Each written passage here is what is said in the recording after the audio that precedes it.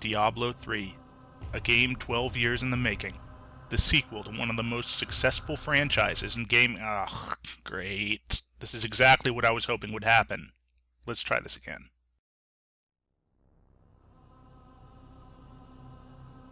Diablo 3, a game 12 years in the making, the sequel to one of the most successful Son of a damn it!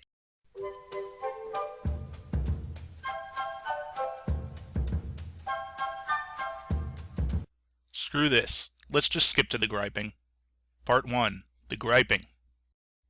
If you've watched my other videos, you already know that I'm a smug, shallow contrarian, so it's probably no surprise to you that I didn't really like Diablo 3. That's not to say that I hated it, or even that it was a bad game. In fact, it was skillfully made. Yeah, the Error 37 thing was a pretty big botch on Blizzard's part, but aside from that, the game has mostly had the level of polish you'd expect. The visuals are good, the story is decent enough, the cinematics are top-notch, the classes are varied and entertaining, the gameplay is fast-paced. Diablo 3's ability to vacuum up hours of free time is still there. In fact, I would say that Blizzard succeeded at making the game they set out to make. Notice that I didn't say the game was bad, I said that I didn't like it, because in my opinion, the game they set out to make was a regression from the rest of the series. The cause of this regression was 3 collective misunderstandings about Diablo. 1. Diablo never had a story. 2. Diablo is about clicking and loot. 3. Diablo games should be addictive. Each of these 3 misunderstandings feeds into the others, and distracts us from the real strengths of the first 2 games. Let's look at them in order. 1. Diablo never had a story. With many people, it's taken as given that Diablo's story was only ever an exercise in going through the motions, of finding an excuse to drop the player into the next level to chase down and kill the next boss. This is true only if you mistake quantity for quality.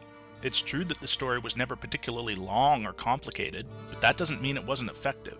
In fact, it was very effective, in that it created and reinforced the atmosphere of the game. More than anything else, it was Diablo's atmosphere that made it a classic. The memory that stays with you after more than a decade is the feel of playing the game, the feeling of unease, the feeling of dread. And with the benefit of hindsight, we can see how expertly Blizzard evoked that feeling in the player. Nearly the entire game takes place indoors, in the claustrophobic confines of a dungeon, where the light only goes so far and something threatening lurks around every corner. You learn the world's backstory by finding and reading a series of books, which all begin with the same phrase. Take heed and bear witness to the truths that lie herein, for they are the last legacy of the Horadrim. They have the quality of an epitaph, and you come to realize that you're following in the footsteps of the Horadrim even as you read their gravestone. The plot centers around the story of a king driven mad by the loss of his son, and to corruption by the influence of his advisor. A story where the people you can trust least are those closest to you, and the person you can trust least of all is yourself. Anxiety, claustrophobia, paranoia. This is one of the most psychologically frightening games ever made. Diablo 2 took the same themes into a story with a larger scope. In a clever bit of narrative work, you spend most of the second game trying to track down the protagonist of the first game as he slowly succumbs to corruption. We experience this story through Marius, doomed, pathetic Marius, both complicit in his fate and powerless to stop it, and a deceptively important character. Marius is a mirror of our own progression through the game, driven onward into the exotic, menacing East, following in the Wanderer's footsteps in a compulsion we never really question. Of course we'll move on to the next level, of course we'll beat the next boss and advance to the next act. The implication that we and Marius weren't so different was made with rare subtlety, 7 years before BioShock. The first 2 games of the series showed a mastery of tone and mood, things that are communicated through more than just text or cinematics. They're woven into the experience of playing the game. The best way I can think of to illustrate this is to compare a similar moment from the first and third games. One of the most memorable moments in Diablo was the encounter with the Butcher. Before you even met him, you learned how dangerous he was. Please, listen to me. The Archbishop Lazarus. He led us down here to find the lost prince. The bastard led us into a trap. Now everyone is dead, killed by a demon he called the Butcher. Avenge us! Find this Butcher and slay him, so that our souls may finally rest. Then when you finally found him, this happened.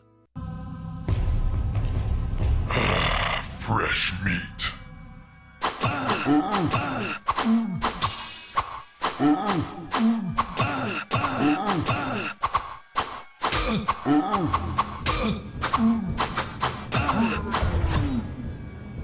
I know, gripping stuff, right? But it was. When I first fought the Butcher, my heart was pounding through every frantic mouse click because the atmosphere and the build-up were so well done. Compare this to the Butcher of Diablo 3. Before we even meet him, we're treated to a gloating monologue by Act 1's resident cackling villainess, who then proceeds to introduce the Butcher, as though he were a pro wrestler or something. Meet the Butcher!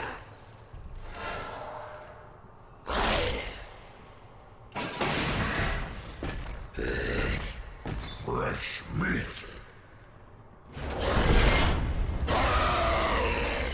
I never would have guessed that a giant, cleaver-wielding demon could be so thoroughly unfrightening. It gets even worse in Act 2, when the Butcher and Chris Jericho fight Shawn Michaels and Triple H in a ladder match for the Tag Team Championship. So if the tone and atmosphere of the original games are gone, then what remains?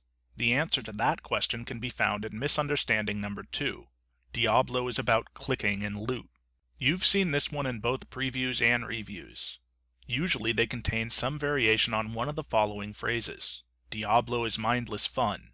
Diablo is all about the loot. The core of the Diablo experience is the constant clicking and the loot.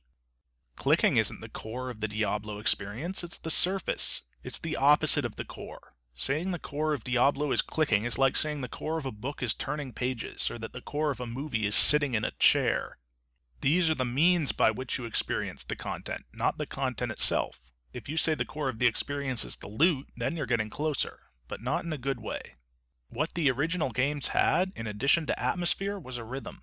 You kill some bad guys, you get some goodies. You kill some more bad guys, you get some more goodies.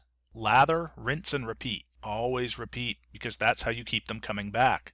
That's how you keep the carrot dangling right in front of their nose. This is what Diablo 3 preserves, the rhythm of gameplay.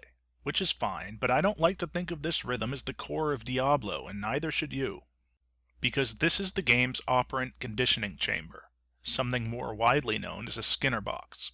The Skinner box was created by a Harvard psychologist named B.F. Skinner. It can take many forms, but the relevant discovery as far as gaming is concerned is this. Give someone a repetitive task and give them irregular or random rewards for completing that task, and that someone will keep doing that task over and over and over again.